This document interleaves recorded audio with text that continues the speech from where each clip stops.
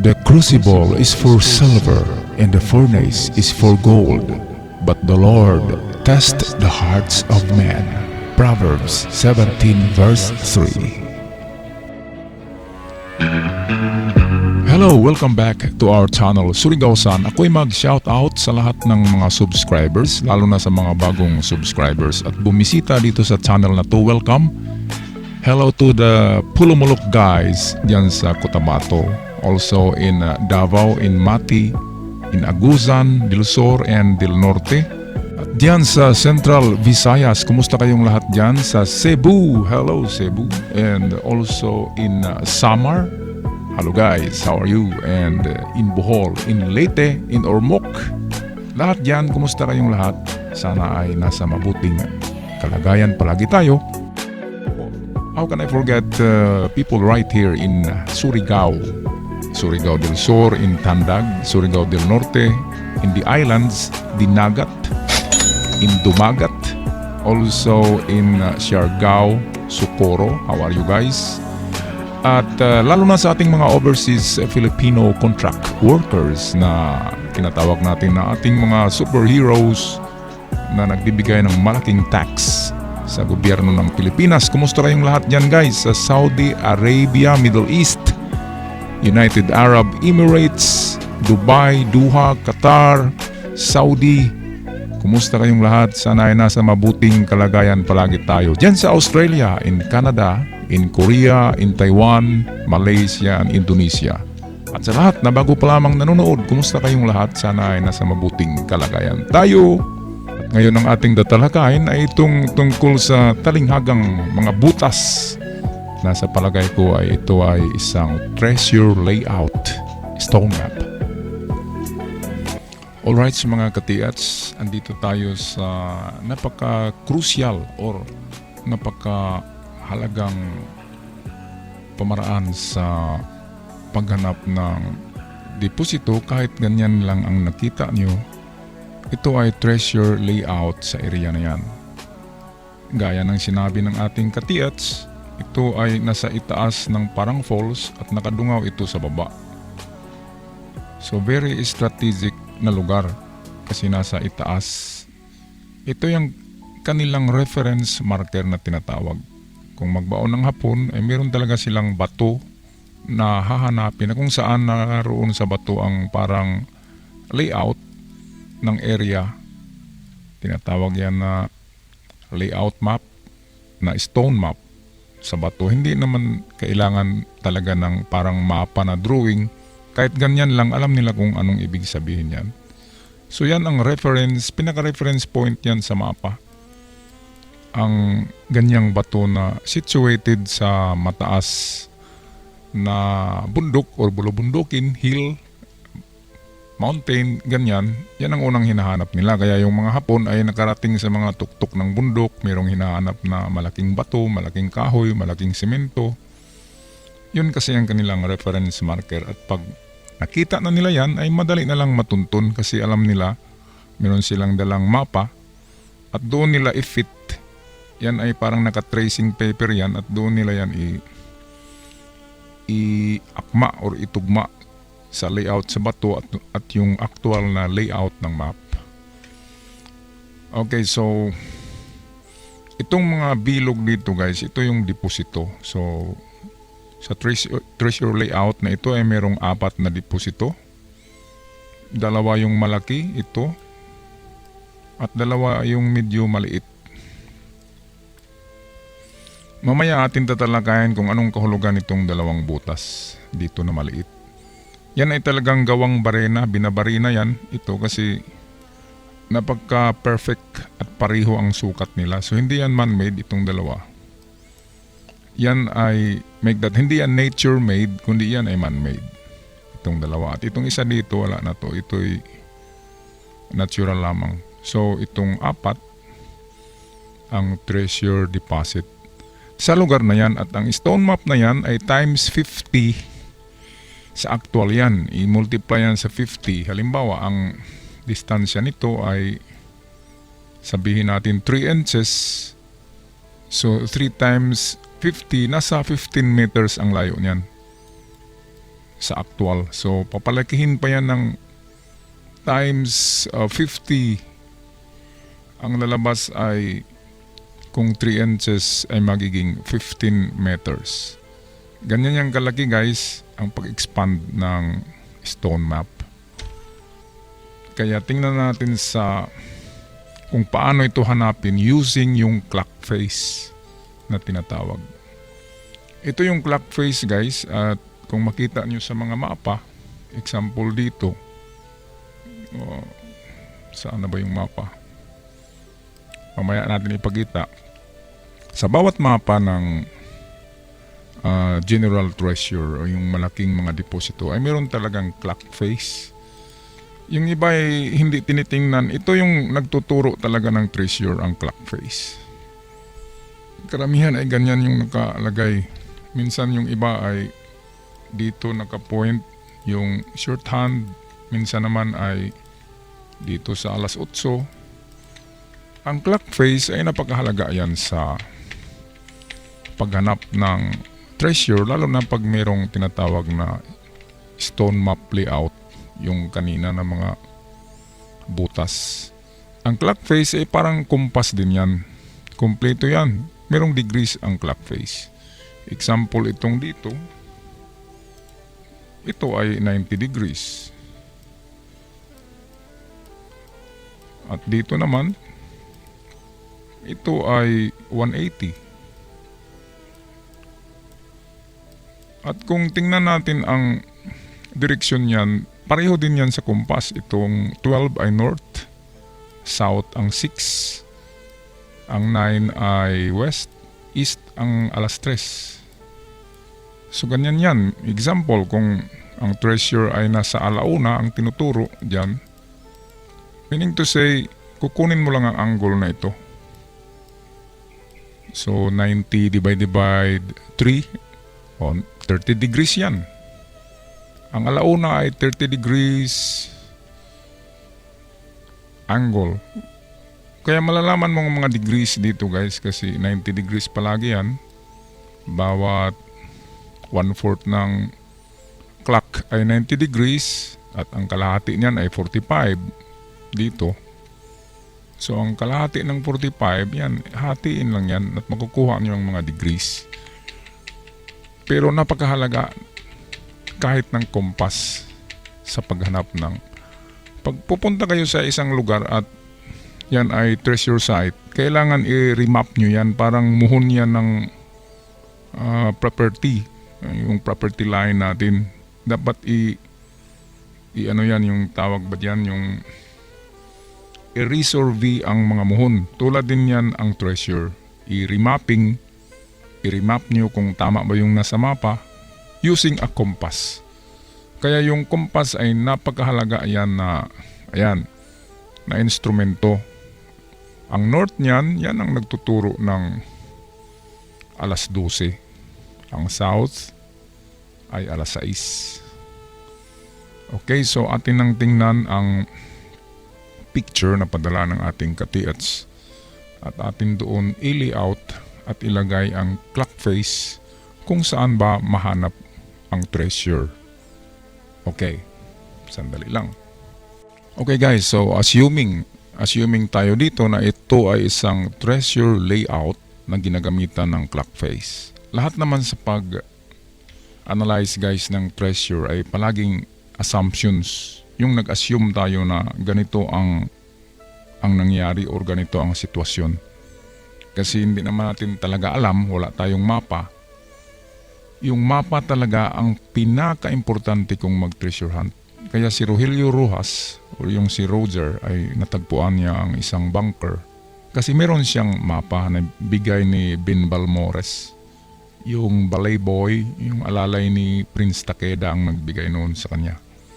Kaya maswerte siya. Sana tayo ay meron ding legit na mapa. Ang kumakalat na mapa ngayon sa buong Pilipinas ay meron lamang mga 5 or 7 na legit map ang kumakalat. Kaya lang hindi nila nilalagyan kung anong lugar. Maling-mali. Example, Dinagat, ginawang Dumagat. Yung Sursugon, ginawang Sutsugon. Mount Banig, ginagawang Mount Banug. Kaya mahirapan talaga tayo kung saan ba talaga yung mapa na yan. Kaya maraming may hawak na mapa ngayon pero mali yung lugar na hinuhukay nila. Yan ang mahirap. Kasi hindi natin talaga alam kung saan na lugar ang mga mapa na yan. Ako meron akong mga mapa pero hindi ko alam kung saan na lugar ito. Kaya nasa assumption lang tayo. Parang si Aristotle lang tayo. Aristotle, yung Greek philosopher na palaging assumptions yung kanyang ginagawa. Parang guessing pero mas epektibo kaysa hula-hula. Ang assumption ay parang scientific ito na method. Hindi ito yung haka-haka or hula-hula lamang, kundi merong mga basihan. Kaya ito guys, umpisahan natin ang ating assumptions sa mga holes na ito ay sana ay clock face ang ginagamit dito na method sa paghanap nito. Okay? Alright. So, assuming times 50 times 50,000 guys, hindi lang 50, times 50,000 na palakihin natin yan, ang mga butas na yan, at kung ito ay example 3 inches times 50,000, ang 3 inches, ang lalabas dyan ay estimated ko nasa 15 meters or nasa 20 meters ang layo. So galing dyan, mag-estimate kayo ng 15 to 20 kung saan nakaharap ito at doon nyo ilatag ang layout na ganyan. So madali na lang kung malocate nyo ang 15 meters to 20. Example ito dito guys, dito tayo. Example ito ay pupunta tayo doon ng 15 to 20. So dito tayo mag-start pag layout. So layout tayo niyan. Dito yung isang hole. May katabi siya. Ayan. So ito naman tingnan nyo kung yan ay 2 inches. Meaning to say 10 meters ang layo niya sa estimate ko lang. So itong dalawa sa actual yan ay 10 meters ang layo.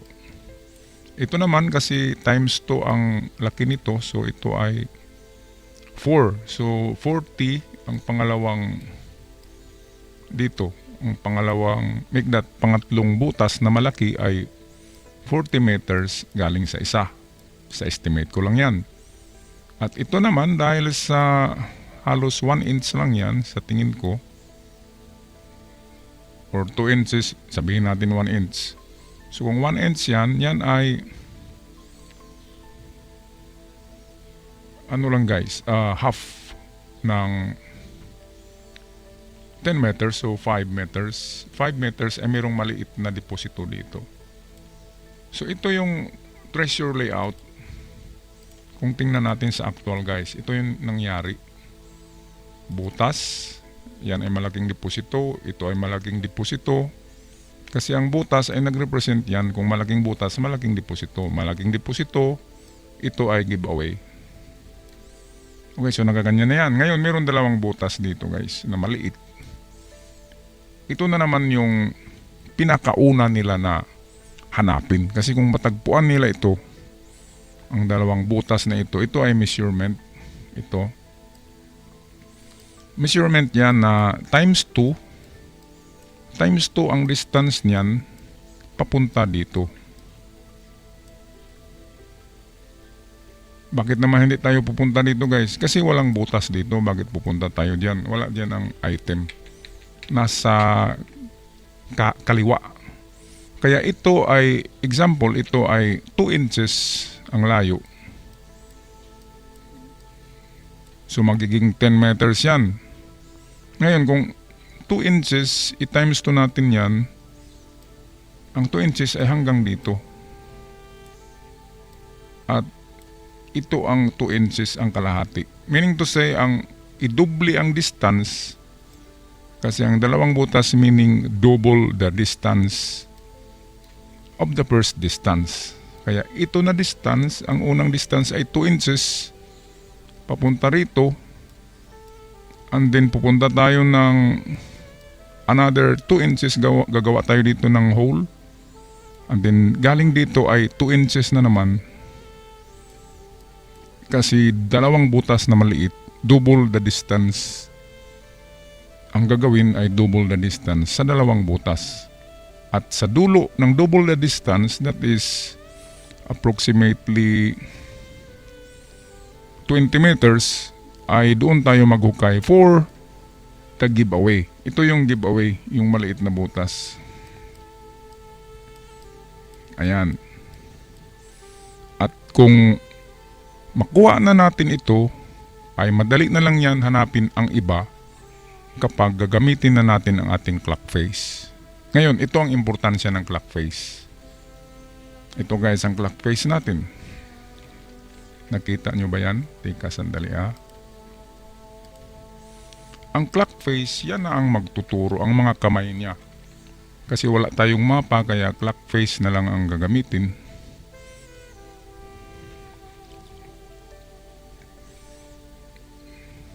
So ito yung clock face natin guys. Okay, so ito na yung clock face natin guys. At ang gawin natin ay kung nakita nyo itong dot na itim ay ilagay natin yan sa gitna. Ayan. Kita nyo ba? Akmang-akma talaga sa norte. Pag ilagay natin yan, ay eksakto talaga yung 12. Nakita nyo ba guys? Kaya matagal rin na panahon na pinagugulan ko to ng oras sa pag-decode. Kaya mawalang galang sa ibang nagpadala ng mga picture ay pinipili ko lang randomly ang mga magagandang signs na pwede kong i-decipher or i-decode. Yung iba ay napaka-enigmatic na, parang galing na sa out of this world, kaya hindi na kaya ng isip ko, ako ay mababaliw na. Kaya ito guys, kung nakita nyo, hindi ako naghaka-haka dito. Kung nakita nyo yan, yung tuldok na itim ay eksakto talaga sa gitna. Tapos kung nakita nyo ang 12, yung 12 dito guys ay eksaktong-eksakto talaga siya, di ba? Ayan. Ngayon, using clock face, ay malocate natin na ang giveaways pala na isa ay nasa alas 9. Ito, kulayan muna natin. Alas 9 pala yung isang giveaway na maliit. Ngayon, ang dalawang malaki, naku, tumatayo ang balahibo ko guys.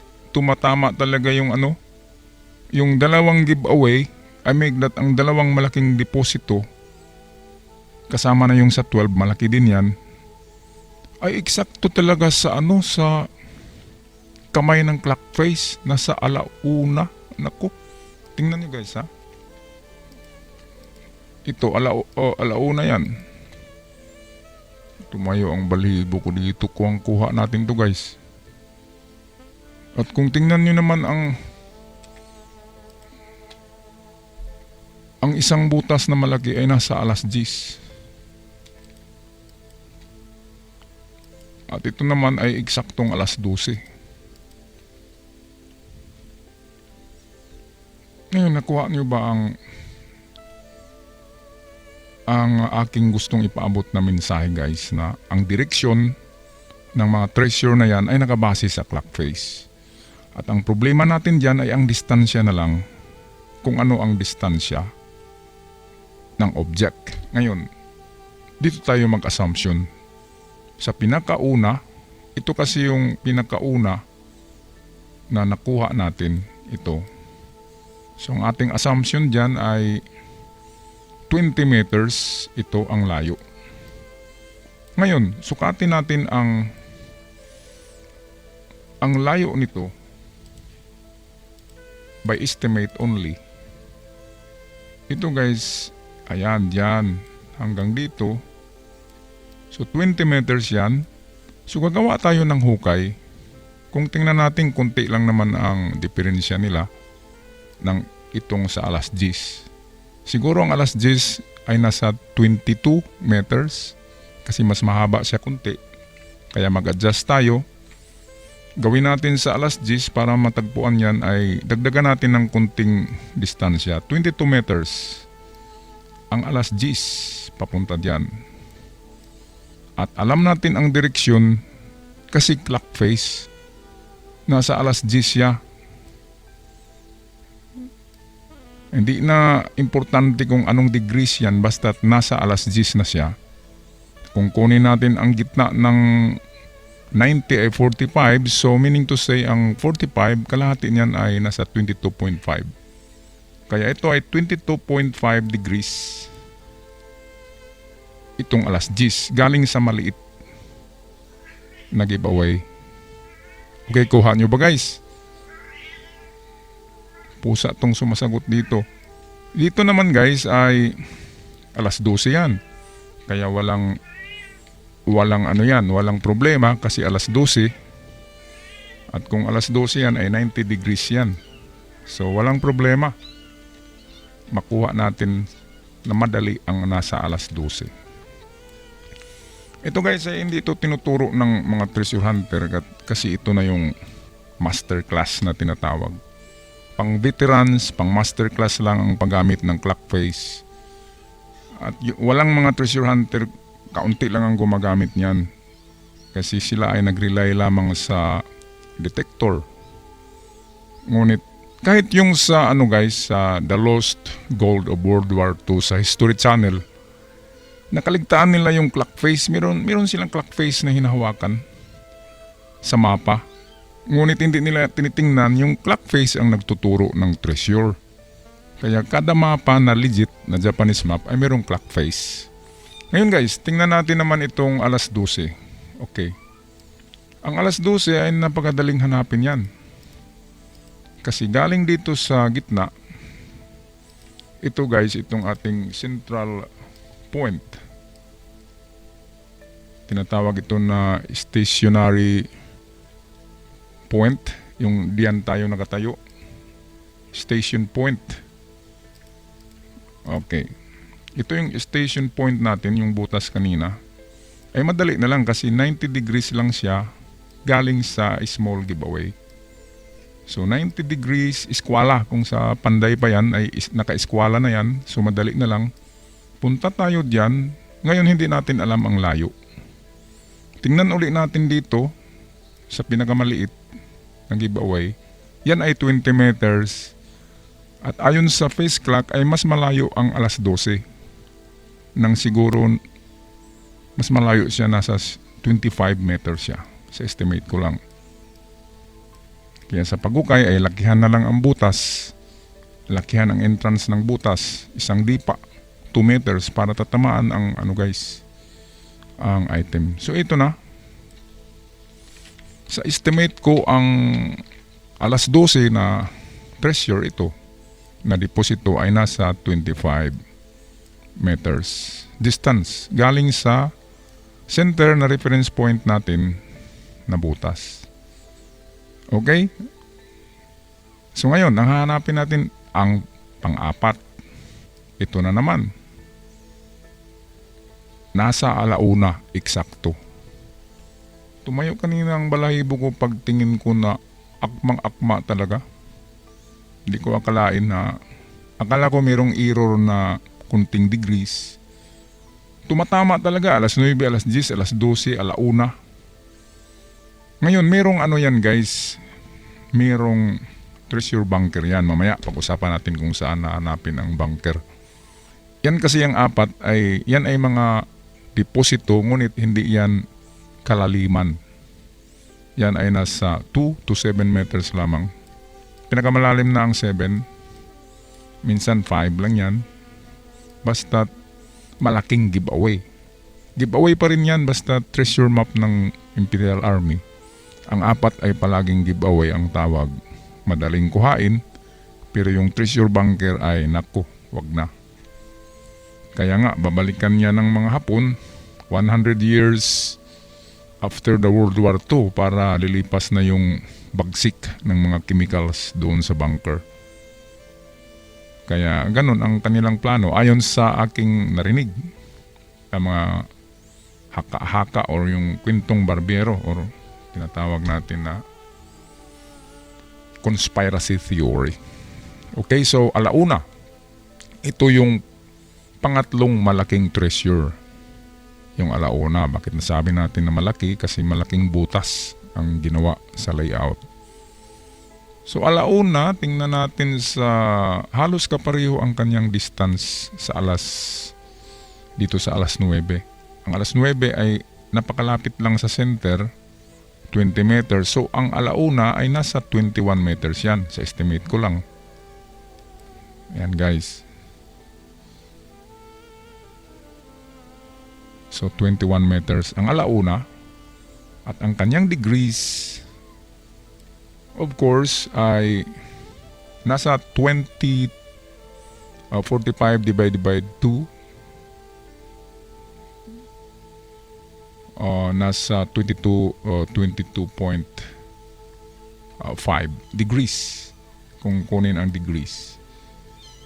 Pero pwede na, clock face lang ang gagamitin nyo. Magdala kayo ng ganyang layout ng relo. Yan lang ang tatayo lang kayo sa gitna dito. At ituturo na ng clock face ang inyong direksyon. Mag-drawing lang kayo ng eksaktong clock face, i-xerox nyo sa Google. At yan na ang parang compass nyo doon sa layout. Ngayon, ang tanong naman, paano namin hanapin sir ang itong sinasabi mo na itong center station point, SP. Na diyan kami tatayo at diyan kami at titingin kung saang direksyon ng alauna, alas 12, alas 9, alas 10. Dito yan guys, dito sa kabila. Tingnan nyo dito. Ito yan. Ngayon, assume tayo papunta tayo ng 12 dito. At assume tayo na times 50 ang liit ng stone map na ito ay times 50 natin at ayon sa aking estimate ay nasa 15 to 20 meters. Ang layo nito pag times 50,000 natin ang sabihin natin na itong dito ay 4 inches. Ito guys, ito 1, 2, 3, 4. Sabihin natin 5. So 5 times 50,000. Ano ba ang lalabas dyan? Sa meters guys. 5 inches times 50,000. So nasa 25 meters ang lalabas. So 25 meters papunta doon guys. Diyan kayo tatayo sa 25 meters. At diyan nyo hawakan yung clock face kung saan nakaturo siya sa 9, alas 9, alas 10, alas 12 at alauna. Ayan, so dito yan. Kung dito na kayo nakatayo, yan na yung ating station point. Ngayon ay hanapin natin ang alas 9 na giveaway, alas 10 na medyo malaki, alas 12 na malaki na deposito at alauna na malaki. So ayan, dito yan na area guys. So kuhang-kuha na. Nasa practice kasi yan guys. Kung palagi kayo nag-remap ng area, ay meron na kayong sariling method sa paghanap. Ang nagturo nito sa akin ay ang aking ama. Ang akin naman ama ay tinuruan din ng isang foreigner na treasure hunter, na kung saan maraming giveaways ang nakuha ng foreigner. Hindi kasi naghukay ang foreigner ng mga malalim. Ang kanilang hinahanap ay yung mga 2 meters deep lang. At kung yan ay aabot na ng 5 meters, iiwan na nila yan. Ang hinahanap ng mga foreigners ay 2 meters, 1 meter deep na mga giveaway at small stash of treasure. Hindi na sila nakialam ng mga bunkers. Tayo ang hinahanap natin, bunkers, yan ang mali sa atin. Ang bunker ay para lamang yan sa imperial family. Merong curse of Akuba, yung tinatawag na Akuba. Kahit tubig doon sa bunker ay nilalagyan niya ng curse of Akuba. Yung magic spell nila na merong mga poison, bad spirits. Naku, nangagatakot yung bunker na yan. Meron pang mga butod yan, mga patay na tao. Mayroong mga espiritu, multo ng mga POWs. Ngayon, pag-usapan natin ang bunker dito guys sa layout na to. Saan kaya possible na nandoon ang bunker? Saan nga ba guys sa tingin nyo? Ang bunker ayon sa aking experience, pati na ng aking father, palagi ang bunker ay naka-align sa east at west. So example dito guys ha, kung ito yung example ko lang ito, sundin lang natin ang compass. Kung ito ang west at east, well, ang bunker ay palaging naka-align dyan. Ayan. So, it's either sa west or sa east ang bunker, pero malayo siya sa apat na small deposit dito. Malayo ang bunker dyan. Kaya hindi matatagpuan ang bunker ng basta-basta lang. Ngayon, ayon sa aking pag-aaral sa lahat ng mga mapa na nakita ko, ang bunker ay palaging times 2 sa layo ng mga maliliit na deposito. Ngayon, ano ba ang pinakamalayo na distance ng deposito dito guys sa ating layout? Merong 25 meters. Yan ang ating basihan. So ang bunker ay i-times 2 natin ang 25. Ang bunker ay napakalayo. 50 meters away from that small deposit na tinatawag na giveaway sa apat na yan. So it's either naka-align yan sa west at east. So pupunta tayo dito sa 50 meters right from dito sa center. So 50 meters punta tayo dito. So approximately nandito ang bunker. At ano bang itsura ng bunker guys? Naku, napakaraming layout ng bunker. Pero malaman mo na yan na ang bunker kasi meron kang makita doon sa bedrock. Sa bedrock ng earth, napakalalim na yan, nasa 40 meters na yan.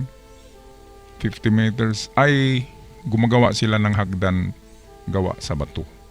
So ganito, kung ito yung entrance ng bunker, atin lang kayo bigyan ng ideya kung ano ang nasa ilalim ng bunker. Ang bunker minsan, ang entrance ay nasa malapit yan sa malaking kahoy. Example, ito yung kahoy dito. Merong butas yan na tinakipan na ng lupa na malambot lang. So hukay kayo dyan around nasa 7 meters to 10 meters ang kunin na lupa. So ang lupa dito ay ilabas nyo at pagdating nyo dito sa 7 or 10, meron kayong matagpuan dyan na takip. It's either malaking bato or concrete slab. Yan ang takip sa hagdan. So ang makita nyo dito guys, basically ay meron na kayong makitang hagdan. Meron tayong mga ka-TH na nakatagpo na nito. Ngayon wala na akong balita sa kanila. Baka nandun na sa Manila, nagipag-deal na yun. Nakita na lang daw nila ang hagdan ng treasure vault. Merong mga tubig na sa tagal ng panahon. Basta't makita mo na yan, ayan na yan. Hagdan na yan. Tapos pagdating mo dito, approximately nasa 30 meters ito, ay meron ka nang makitang treasure vault. Yan ay gawa sa, minsan pag bedrock na, matigas na ang bato, hindi na nila yan sinisiminto. Yung bedrock na mismo ang konkreto. Kaya ginawang square na lang yan o rectangle ang loob, parang room, at diyan naka-file na yung halos 30, make that 3 tons bawat treasure bunker. Mayroong laman yan na 3 tons of gold. Pinakamalaki daw ay 50 tons yung nasa Luzon, yung sa Baguio City, na kung saan pinasabog yung entrance ni Takeda. Kaya ngayon hindi yata natagpuan kasi halos isang bundok ang tumabon doon sa bunker. Kasama na yung mga 200 POWs doon sa loob na ibaw ng buhay. Sila yung tagabantay doon sa bunker. At yun ay gawa sa konkrito. Yung ibang bunker naman ay ganito lang sa aking layout. Bedrock ito, solid rock, pero yan ay hagdan talaga. At pagdating mo dito ay of course makita mo yung maliit na room na gawa din sa bato. Kasi bedrock na nga. Parang nagmimina na yan ng gold. At tatambad na sa inyo dyan ang mga gold na ano na yan, putik-putik na tingnan. Parang lupa na lang na naka-file. Okay, meron namang hagdan guys na 2 beses umikot. Example dito, pag baba mo ay iikot naman siya. Mag-about face na naman ang hagdan. Example dito. Example hagdan dito guys ay meron na namang takip yan. Tapos hukayin nyo naman ang lupa dito. At ang tatambad sa inyo pagkahukay, bato na naman na lock sa entrance. Tapos pag makuha yan ay hagdan na naman. Opposite na naman ang direksyon dito, pababa. At dito yung treasure bolt. 2 beses yan na parang umikot siya. Ito ang pinakamahirap, yung 2 beses na gumawa sila ng hagdan. Tapos opposite direction. Diyan ka hindi mo na yan malaman kung saan ang entrance. Kasi ang ating direksyon ay papunta dito, yun pala ay opposite na naman ang hagdan. Kaya napakahirap ang treasure bunker guys. Pinag-aralan ko yan.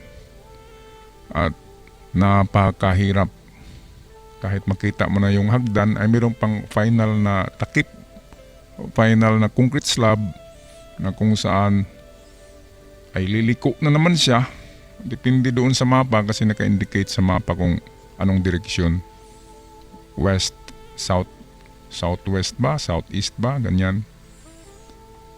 Kaya kung walang mapa ay hindi talaga malocate yung treasure bunker. Kaya dito na tayo sa mga giveaways. Kasi mababaw lang at walang mga curse of Akuba, walang mga booby traps, walang mga poison gas, chemical gas, walang sasabog, kasi yan nga ay giveaway lamang. At ang giveaway ay nilagay diyan ng mga Hapon para yan ang uunahin nila pagkuha, para meron silang panggasto. Kasi naglalagay pa yan sila, nagbribe pa yan sa mga government official para magkagawa sila ng project sa bundok. At ang kanilang alibay ngayon ay gagawa sila ng mga cell site towers. Yung mga towers kasi yan ay legit na reason ngayon. Magtaka ka lang na ilan ba ang cellphone company sa Pilipinas? Merong Sun, Smart, Globe. Bakit merong ibang lalabas na kakaiba na pangalan na cell site? Tapos ang lupa mo ay bibilhin nila o rintahan nila kasi sure na makukuha nila ang treasure kasi meron silang mapa galing sa Emperor family. Legit na mapa yan at sure na makukuha talaga. Okay guys, napakahaba ng ating diskusyon ngayon at yan ay masterclass lesson. At ngayon ko lang yan sinabi, ngayon ko lang tinuro. Lahat na ituturo ko sa inyo para makakuha kayo at balatuhan nyo na lang ako ng sabi ko naman, kahit isang box na apple at chocolate lang ang akin, pwede na yan. Maraming salamat sa inyong panonood. God bless you. Huwag sirain ng kalikasan, ibalik ang ating mga nahukay na lupa doon sa ating butas o hukay.